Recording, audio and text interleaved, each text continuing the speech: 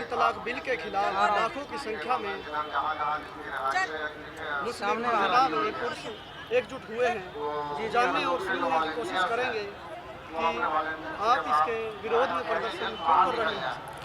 असल में तीन तलाक बिल जो है ये मुस्लिम मुखालिफ है और कहीं ना कहीं इस बिल के ज़रिए मुस्लिम मर्दों को क्रिमिनल बनाने की कोशिश की गई है और इसकी बहुत सारी चीज़ें हैं जो शरीयत के ख़िलाफ़ हैं। जो मुस्लिम औरतें ये बताने की कोशिश की है, पूरे दिल्ली और दिल्ली के अतराफ़ में जितने भी सूबे हैं वहाँ से औरतें आई हैं और बता रही हैं कि हम रसूलुल्लाह के दीन के साथ खड़ी है। हुकूमत जो ये बिल लाना चाहती है, जो खामखा का जो हमदर्दी दिखा रही है, ये हमदर्दी नहीं चाहिए। जो शरीयत में है वही हमें मंजूर है, शरीयत के अलावा हमें कुछ मंजूर नहीं है। ये सुप्रीम कोर्ट का फैसला है। सुप्रीम कोर्ट का फैसला अभी देख तो बहुत सारे फैसले सुप्रीम कोर्ट के हैं, उस फैसले को तो नहीं माना जाता है। सुप्रीम कोर्ट का ये फैसला कहाँ था कि उसको जो है उस एक को जो क्रिमिनल बना दिया जाए उस आदमी को। तो ये सुप्रीम कोर्ट का फैसला तो क्रिमिनल वाला तो नहीं है। फिर जब कानून के अंदर मजहबी आज़ादी है तो उस आज़ादी के तहत किसको हक मिलता है ये किसी की आज़ादी छीन लेने की। मोदी जी तो बोल रहे हैं कि हम मुस्लिम महिलाओं को इंसाफ दिलाने के मोदी जी अब अपनी औरत को इंसाफ नहीं दिला पाए। बहुत सारी वो औरतें हैं, देख लीजिए मुसलमानों में जो तलाक का परसेंटेज कितना है, बहुत कम है, और दूसरे लोगों में कितना है। वो पहले अपने घर को देखे, अपनी बीवी को देखे, ये हमारे इस्लाम की औरतों को ना देखे। हम शरीयत से इतना सा इधर से इधर नहीं हो सकते। बस आपने उसको क्यों जितवाया? ये बेईमानी से जीता है, बेईमानी से जीता है। हम तो आपके हाथ हो जा तो गए ना। उन्होंने मशीनों में तब्दीली की है, हमने नहीं की। हमारा देते हैं वोट कांग्रेस को, पोस्ती उसके मशीन में होगा, बैलेट पेपर से करके जीत हुई है उसकी। हम दिनों में बेईमानी से हम वोट नहीं देते, हम देते हैं बैलेट पेपर से वोट दिया है मोदी को। देखिए, ये है हमारा धार्मिक मामला और ये अल्लाह ताला का बनाया हुआ है। ये कुदरती निज़ाम है जो अल्लाह ताला अपनी वही भेजता था हमारे महबूब पाक के पास, अल्लाह के आखिरी नबी के पास। हम उनकी बात को नहीं काट सकते। जो अल्लाह के महबूब हमारे कुरान में लिख चुके हैं, हम उस पर अमल करते हैं और वही अमल बिल्कुल करेंगे। और मोदी जी इस चीज़ को छोड़ दें, पब्लिक को इसमें ना उलझाएं, वो अपना देश चलाएं, तरीके से चलाएं। ये जो कर रहा है, तरह तरह के पब्लिक को लड़वा रहे हैं, झगड़े करा रहे हैं, उससे कोई फायदा नहीं है। वो प्राइम मिनिस्टर है, वो करे अपना काम। हमारा इस्लाम में काय को टांग अड़ा रहा है हमारे। दूसरी बात ये है कि वो जो तलाक में तब्दीली कर रहे हैं, जब 1400 साल से कुरान में कोई तब्दीली नहीं हुई, तो आज भी हम चाहते हैं कि कुरान में कोई तब्दीली ना हो। और ये हमारी शरीयत, हम नहीं मानेंगे इस फैसले को। और जो कि और अल्लाह ताला ने किसी चीज़ के बारे में इतना नहीं बताया जितना कि कुरान पाक में तलाक के बारे में बयान किया है। और तलाक के बारे में एक सूरत भी नाजिल फरमाई है जिसमें तलाक के बारे में तमाम मसले को बयान किया गया है। जब महिलाओं से बात करते हैं ये टीवी चैनल वाले, तो उस टाइम आप महिलाएं आपकी क्यों समर्थन करती हैं? आप ऐसी महिलाओं से बात करते जो कुछ जानती नहीं है। आप जानबूझ कर ऐसी महिलाओं से बात करते जो कुछ जानती नहीं है। अगर आप हम जैसे महिलाओं से बात करें, वो खरीदी हुई महिलाएं होती है, वो मुस्लिम महिलाएं नहीं होती। बिकी भी होती है और वो गाँव की होती है, अनपढ़ जाहिल, पैसा देकर लाया जाता है। फिर और आप लोग ऐसी महिलाओं से बात करें जो कुछ जानती नहीं। सरकार करे, वो गलत है, वो हम नहीं मानेंगे, नहीं मानेंगे। हम नहीं मानेंगे इनको बिल्कुल भी। वो खरीदी हुई महिलाएं होती है, वो किराए। अरे वो सब खरीदी हुई महिलाएं, मोदी ने सबको खरीद लिया है, इसके बदले में वो पैसे के लालच में बिक गई है। लगा के उन पर अपनी शरीयत पे जिंदा और अपनी शरीयत के लिए मर जाएंगे, मिट जाएंगे। हम फेर बदल नहीं चाहते, दरो बदल नहीं होने देंगे। आपके सामने खड़ी है लाखों औरतें मुसलमान। हम ऐसे नहीं है जो बिक जाएंगे, जान दे देंगे, बिकेंगे नहीं। हमारा इस्लाम ऊपर से उतर कर आया, अल्लाह ने। वो औरतें गाँवों की है, गाँवों की गंवार औरतें हैं।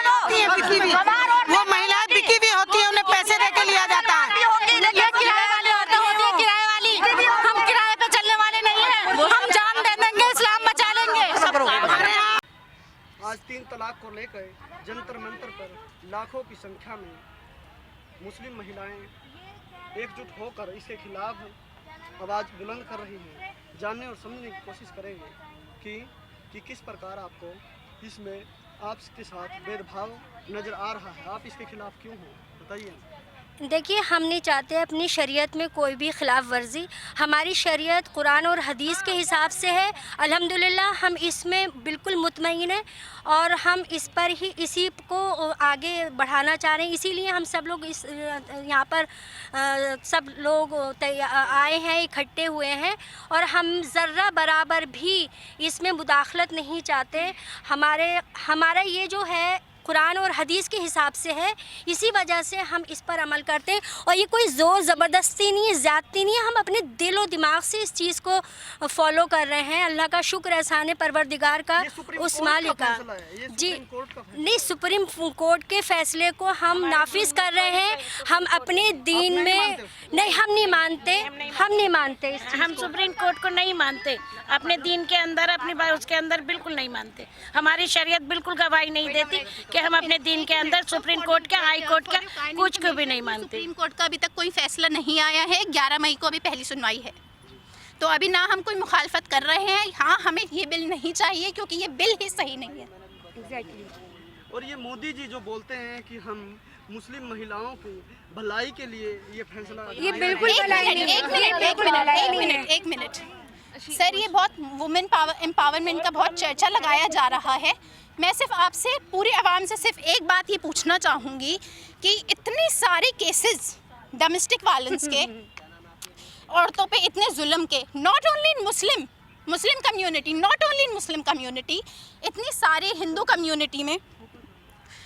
कम्युनिटी में बाकी और भी इतने सारे रिलीजन्स हैं। इतने सारे रिलीजन्स में भी जितना भी औरतों पे जुल्म हो रहा है, कितने कोर्ट में केसेस पे कितनी औरतों को इंसाफ मिला है? इस बात का मुझे, अगर गवर्नमेंट ने ये बिल पास करा है वो मुझे जवाब दे दे। मैं उनसे ये पूछती हूँ कि सिर्फ तलाक का ही ये मसला ये हल करके सिर्फ औरत को तलाक के इस बात पे लटकाने की जगह, जहाँ पे औरत को ये अपना राइट है कि वो उस बंदे के साथ अटैच ना रहे, वो उसको अपना पूरा राइट है कि वो अपनी लाइफ आराम से, खुशी से, अकेले या जिस और मर्जी के साथ अपनी लाइफ आगे सुकून से, फ्रीडम के साथ बिता सकती है। इस सरकार में महिला सुरक्षित नहीं है? बिल्कुल नहीं है। आप मुझे बता दें, दिल्ली में कितने क्राइम केसेस अगेंस्ट वुमेन पे कितना इंसाफ हुआ है या कितना क्राइम कम हुआ है? ये जो बिल है इसमें वो ये बोल रहे हैं कि तलाक देना गलत है, ठीक है, गुनाह हो गया। लेकिन उस चीज़ में वो क्या कह रहे हैं, बंदे को पनिश तो कर रहे हैं वो, लेकिन औरत को उसी बंदे के पास वापस भेज रहे हैं। जो बंदा इतना बड़ा क्राइम कर रहा है, उसी आदमी के लिए औरत 3 साल वेट करे और फिर वापस उसी के पास जाए। हमारी ये मांग है कि सबसे बड़ी बात तो ये बिल ही गलत है। दूसरी बात, हमारा शरीयत, इट्स मोस्ट इम्पॉर्टेंट, शरीयत जो है वो अपने अंदर इतना इनफ है कि उसके अंदर किसी चीज़ को दर बदल करने की कोई ज़रूरत नहीं है।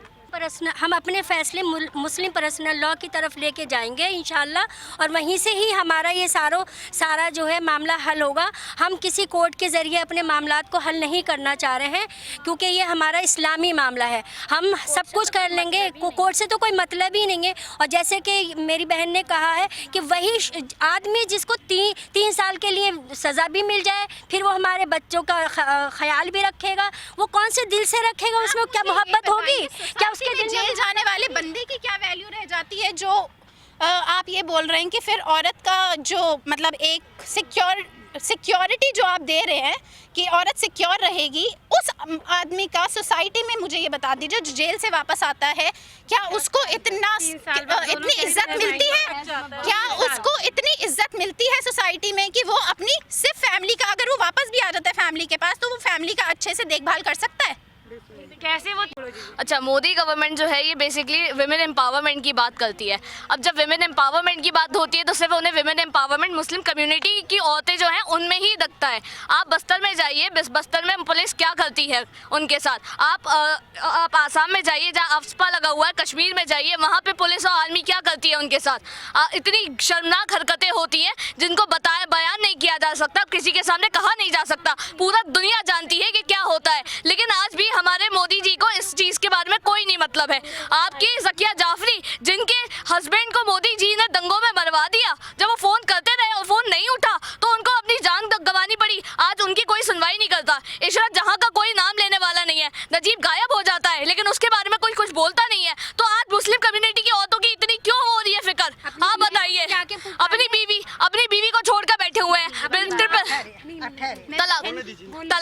बात है, आप बताइए आपने उनको कितना हक दे दिया?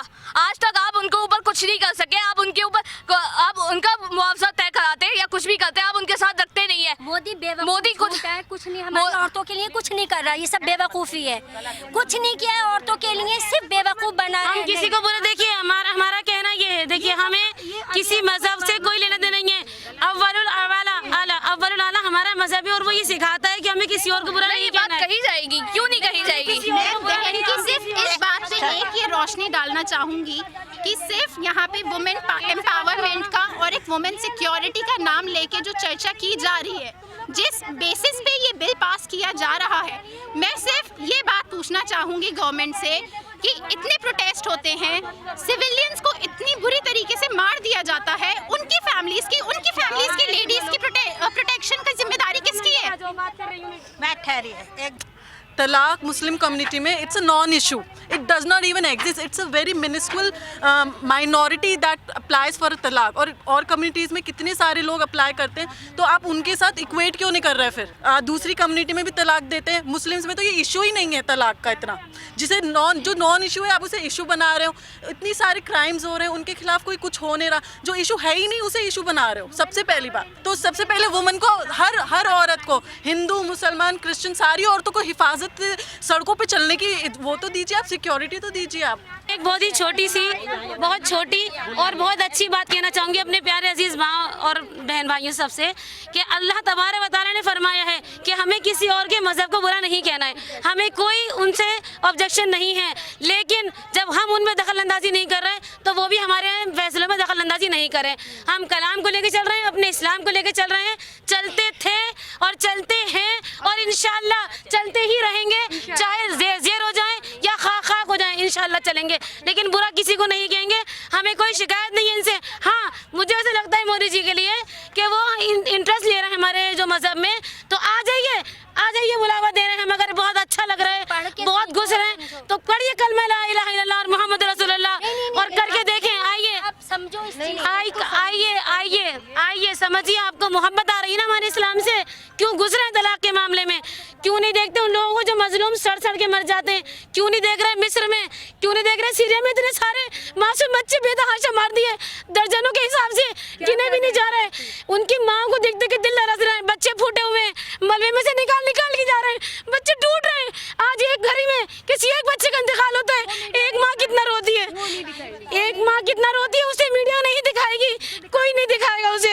आज किसी एक घर में इंतकाल हो जाता है, सैकड़ों माँ उस माँ को तसल्ली देती हैं, बहन चुप हो जाओ, तुम्हें जन्नत में मिलेगा। इतने सारे बच्चे चलेगा उन माओ के ऊपर, क्या गुजर रही है? क्या करा मोदी जी ने? क्या वहाँ गए अपना हेलीकॉप्टर लेके? क्या उनको बच्चों को बचाया उन्होंने? क्या उनको पानी पिलाया या उन्हें खाना खिलाया? कुछ नहीं करा, कुछ नहीं करा उन्होंने। बस मैं इतना चाहती हूँ, अमन व अमान रहने दीजिए, हमें हमारे हाल पे रहने दीजिए। हम इस्लामिक हैं, इस्लाम हमारे साथ है और हम इस्लाम के साथ ही मरेंगे इंशाअल्लाह, लेकिन हम आपको बुरा नहीं कहेंगे। आप अपना काम, आपसे नहीं हो रहा, आप चले जाइए, अपना काम कीजिए, हमें हमारा काम करने दीजिए, हमें बर्बाद मत कीजिए, हमें आपस में तहस नहस मत कीजिए, लड़वाइए नहीं दलित को लेके और मुस्लिम को लेके। ना हमें दलित से शिकायत है, ना हमको सिख से शिकायत है, हमें किसी से कोई शिकायत नहीं है। हमारे अल्लाह के नबी ने फरमाया है कि अपने अपने मजहबों के साथ चलो और किसी को बुरा ना कहो और अपने मजहब को खूबसूरती से निभाओ, इतनी अच्छी नमाजें पढ़ो। जिस वक्त मस्जिद ईदगाह से नमाज निकलते हैं तो काफिर देख के दहल जाते हैं, बस इतना ही काफ़ी है। ला इलाहा इल्लल्लाह मोहम्मद रसूलुल्लाह। हम अपने मजहब के साथ हैं और हमेशा कलमा पढ़ेंगे और करते ही रहेंगे, और हमें जलते हुए रेत पर भी लिटा दो, हम इस्लाम के साथ रहेंगे।